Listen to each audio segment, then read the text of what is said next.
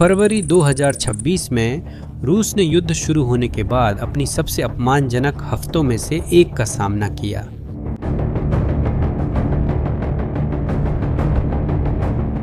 रूस ने 2 मोर्चों पर पीछे हटना पड़ा और जो उसने महीनों और हजारों सैनिकों की मदद से जीता था वह कुछ ही हफ्तों में खो दिया। और क्या बचा, इसने सेना की कमजोरी दिखा दी।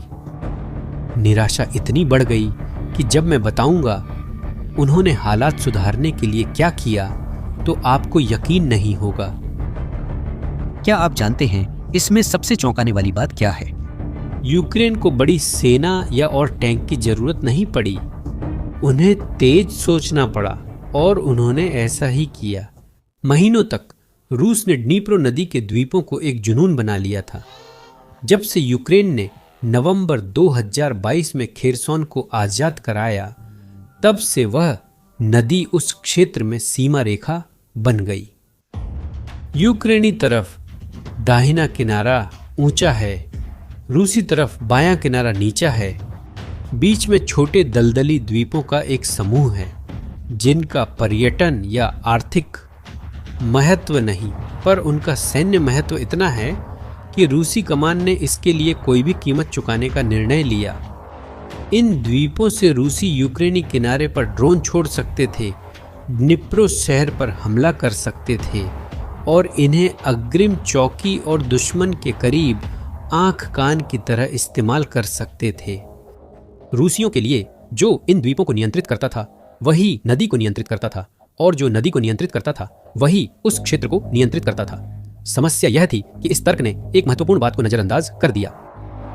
यूक्रेन ने भी विचार किया। रूस ने इन द्वीपों पर कब्जे के लिए 2025 में अभियान चलाया। वह बेहद क्रूर था। सैनिकों को नावों से नदी पार भेजा गया जहां वे यूक्रेनी ड्रोन, तोपखाने और ऊंचे किनारे पर छिपे दुश्मन की घात का शिकार हुए, जो पानी में सब देख सकता था।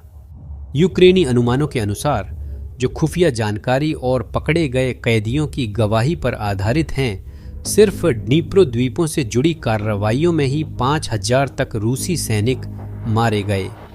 2025 में 5000 सैनिक सिर्फ उन द्वीपों के लिए तैनात हुए जो छोटे शहर के कुछ ब्लॉकों जितने हैं।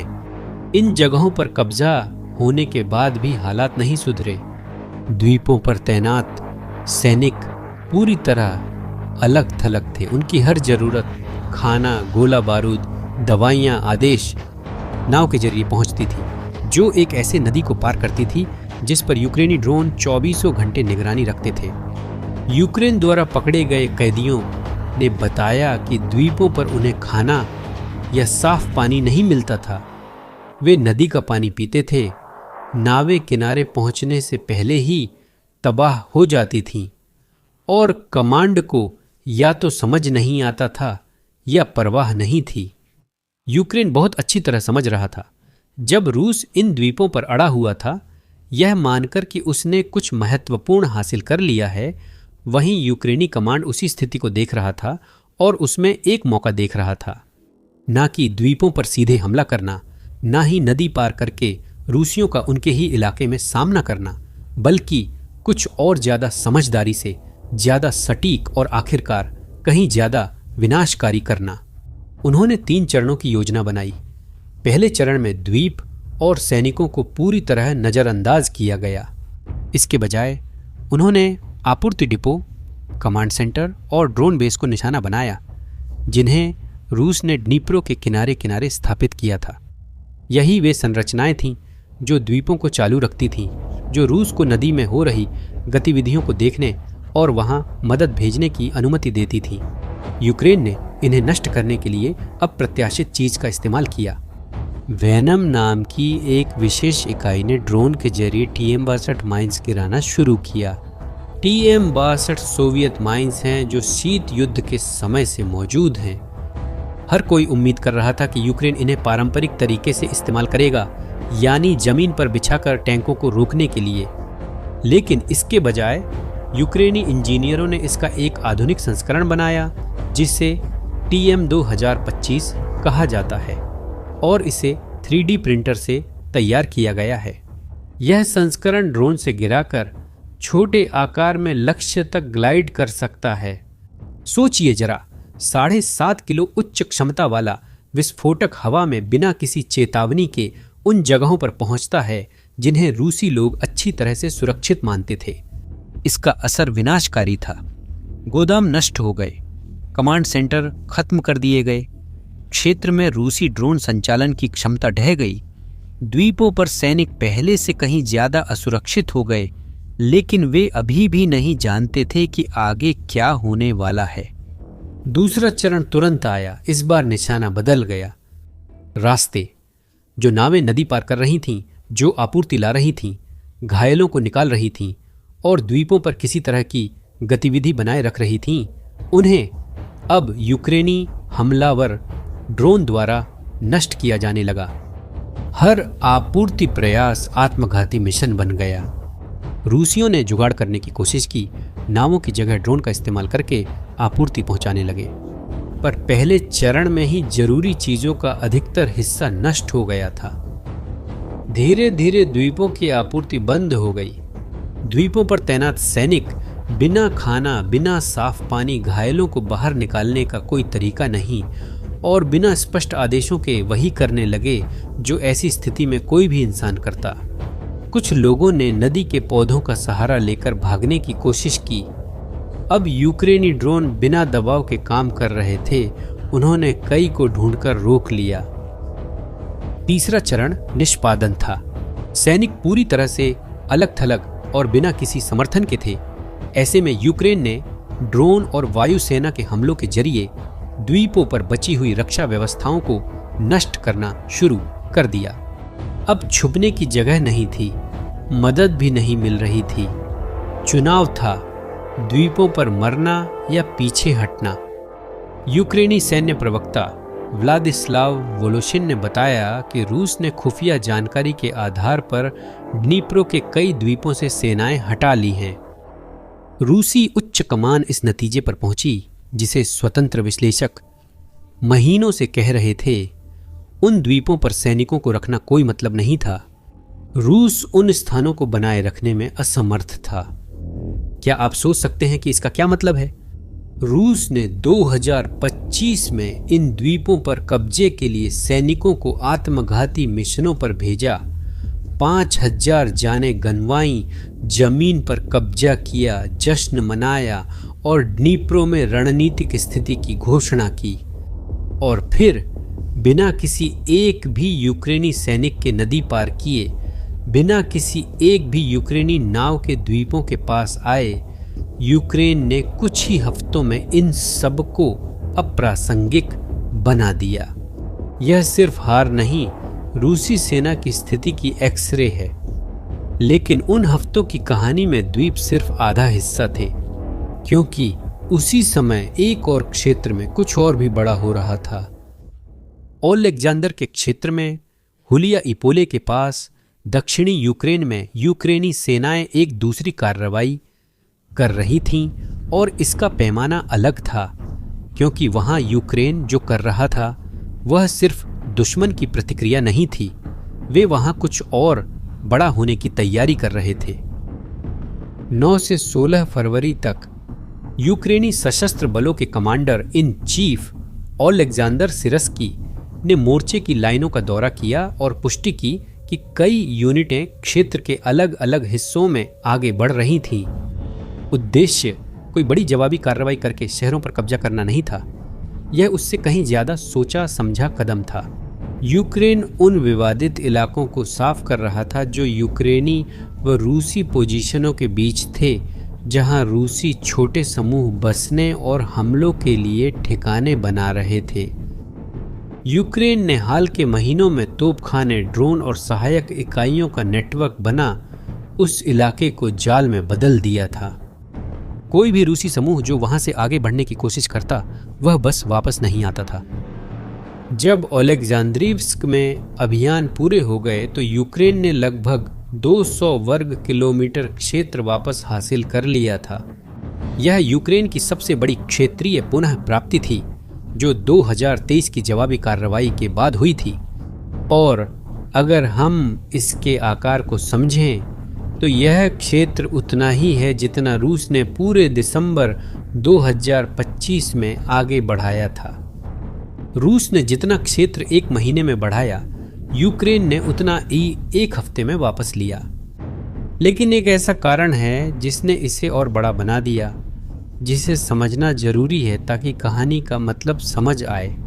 क्योंकि उस समय रूसी संचार के साथ जो हुआ वह सिर्फ एक सिस्टम का नुकसान नहीं था, बल्कि 3 सिस्टम एक साथ फेल हो गए थे। पहला झटका 5 फरवरी को आया जब एलन मस्क ने पुष्टि की कि स्पेसएक्स ने रूस द्वारा स्टारलिंक के अनधिकृत उपयोग को ब्लॉक कर दिया था। स्टारलिंक वह सैटेलाइट इंटरनेट सिस्टम है जिसे रूसी सैनिक फ्रंट लाइन पर लगभग सबके लिए इस्तेमाल करते थे। एक्सेस कटते ही रूसी अभियानों का अधिकांश हिस्सा तुरंत रुक गया। लेकिन इसमें एक बात है जिसे शायद ही किसी ने कवर किया। रूस ने 2024 में वॉइस और वीडियो ऐप डिस्कॉर्ड को ब्लॉक कर दिया था। 24. रूसी सैनिकों ने इससे बचने का तरीका निकाल लिया था। वे ड्रोन हमलों का समन्वय करने के लिए डिस्कॉर्ड और स्टारलिंक का उपयोग करते थे। स्टारलिंक बंद होने पर डिस्कॉर्ड भी बंद हो गया। एक समस्या ने दूसरी को जन्म दिया। फिर 9 और 10 फरवरी को रूसी सरकार ने टेलीग्राम को प्रतिबंधित किया, जो फ्रंट लाइन के सैनिकों का सबसे लोकप्रिय मैसेजिंग ऐप है। उन्होंने कहा कि यह कानूनी उल्लंघनों के कारण था। असल में क्रेमलिन नागरिकों को एक सरकारी ऐप की ओर धकेलना चाहता था जिसे वे मॉनिटर कर सकें। लेकिन सच तो यह है कि मोर्चे पर रूसी सैनिक टेलीग्राम का इस्तेमाल हर चीज के लिए करते थे। आदेश प्राप्त करने, रिपोर्ट भेजने, लॉजिस्टिक्स का समन्वय करने, घायलों की निकासी का अनुरोध करने, ड्रोन टीमों से संपर्क करने के लिए। 3 गुना विफलता का परिणाम खुद रूसी समर्थक युद्ध टिप्पणीकारों द्वारा दर्ज किया गया, जिन्होंने अपने चैनलों पर कुछ घबराहट दिखाना शुरू कर दिया था। फ्रंटलाइन से कमांड तक जानकारी पहुंचाने में अब 60 सेकंड की बजाय घंटों लगने लगे। इसी खालीपन में यूक्रेन ने हमला किया। शुरुआत में मैंने कहा था कि रूसी हताशा इतनी बढ़ गई थी कि यकीन करना मुश्किल था। कई स्वतंत्र संघर्ष विश्लेषण स्रोतों द्वारा सत्यापित वीडियो में रूसी सैनिकों को घोड़ों के बाड़ों में वेल्डेड धातु की संरचनाओं के साथ दिखाया गया है, जिन पर स्टारलिंक टर्मिनल लगाए गए हैं और बैटरियों से चलने वाले वाईफाई राउटर भी लगे हैं। इसकी वीडियो भी है। उपकरण की फिल्म बना रहे सैनिक ने रूसी में कहा कि कनेक्शन ठीक है और सब बढ़िया है। एक सेना जिसके पास कई बार ग्रह नष्ट करने लायक परमाणु हथियार हैं, वह सैनिकों की लोकेशन बताने के लिए घोड़ों पर सैटेलाइट इंटरनेट लगा रही है। और अगर ये काफी नहीं, रूस के पास स्टारलिंक को बदलने के लिए जो सबसे उन्नत समाधान विकसित हो रहा है वह एक स्ट्रेटोस्फेरिक गुब्बारा है जिसे बार्रास यूएम कहा जाता है, जो 20 किलोमीटर की ऊंचाई पर काम करेगा। लेकिन खुद प्रो-क्रेमलिन युद्ध चैनल खुले तौर पर स्वीकार करते हैं कि अभी स्टारलिंक का कोई विकल्प नहीं है। रूसी सैटेलाइट समूह की योजना 2025 के लिए थी, यह अब 2026 तक टल गई है और इसकी कक्षा में सिर्फ 6 परीक्षण उपग्रह हैं। स्टारलिंक के साथ घोड़े की कहानी सिर्फ एक अजीब किस्सा नहीं है, यह रूसी सेना के साथ जो हो रहा है उसकी सटीक तस्वीर है। यह सेना अब ऐसी तकनीकों पर निर्भर है जिन्हें वह न नियंत्रित कर सकती है न बदल सकती है, और जिन्हें दुनिया के दूसरी तरफ लिए गए एक फैसले से बंद किया जा सकता है। जब यह सब तकनीकी पर्दे के पीछे हो रहा है, क्या आप जानते हैं कि रूसी जनरल सार्वजनिक रूप से क्या कह रहे हैं? जनरल गेरासिमोव ने कहा कि रूसी सेनाओं ने साल की शुरुआत से अब तक 500 से अधिक वर्ग किलोमीटर क्षेत्र पर कब्जा कर लिया है। स्वतंत्र विश्लेषकों ने इससे भी कम प्रमाण पाए हैं। रूस समर्थक युद्ध टिप्पणीकारों ने आधिकारिक रिपोर्टों को समानांतर वास्तविकता बताया और जनरलों का विरोध करते हुए प्रचार की बजाय नक्शे व आंकड़े दिखाए। रूसी सेना न सिर्फ लड़ाइयां हार रही है, वह खुद को ईमानदारी से देखने की क्षमता भी खो रही है। इसी कारण फरवरी में यूक्रेन की कार्रवाई किस्मत नहीं बल्कि गर्मियों पर केंद्रित योजना थी। रूस आने वाले महीनों में एक बड़े हमले के लिए अपनी ताकत इकट्ठा कर रहा है, जिसका उद्देश्य यूक्रेन के पूर्वी हिस्से में रणनीतिक शहरों पर कब्जा करना है। सीधा विचार है संख्या बढ़ाना, ज्यादा सैनिक, तोपखाना और दबाव जब तक यूक्रेनी रक्षा न टूटे। यह वही जंग है जिसे बड़ी सेना पसंद करती है। रूस को हमले के लिए ऐसे शुरुआती ठिकानों की जरूरत है जो लक्षित शहरों के पास हों, ताकि वह आगे बढ़ने की योजना बना सके। यूक्रेन ने हाल ही में इन क्षेत्रों का अधिकांश हिस्सा कब्जे में लिया है। जरा सोचिए, एक सेना जिसने 2022 में सीमाएं पार की थीं और कुछ ही दिनों में जीत का वादा किया था, वही 2026 में घोड़ों की पीठ पर स्टारलिंक लगाकर आपस में संपर्क करने की कोशिश कर रही है। इसी दौरान यूक्रेन सोवियत काल की बारूदी सुरंगों और 3D प्रिंटर का इस्तेमाल करके ग्लाइड बम बना रहा है, जिनकी लागत बहुत कम है। अब मैं आपसे एक सवाल पूछना चाहता हूं। इस कहानी में आपको सबसे ज्यादा क्या हैरान कर गया? द्वीपों की योजना, रूसी संचार व्यवस्था का ढहना या स्टारलिंक लगे घोड़े? अपनी राय कमेंट में बताएं। अगर इस वीडियो ने आपको कुछ ऐसा दिखाया है जो आपने पहले नहीं देखा था, तो इसे किसी ऐसे व्यक्ति के साथ साझा करें जो युद्ध की खबरें देखता है। अगर आपने चैनल सब्सक्राइब नहीं किया है तो अभी करें, ताकि आगे का विश्लेषण मिस न हो। अगली बार तक के लिए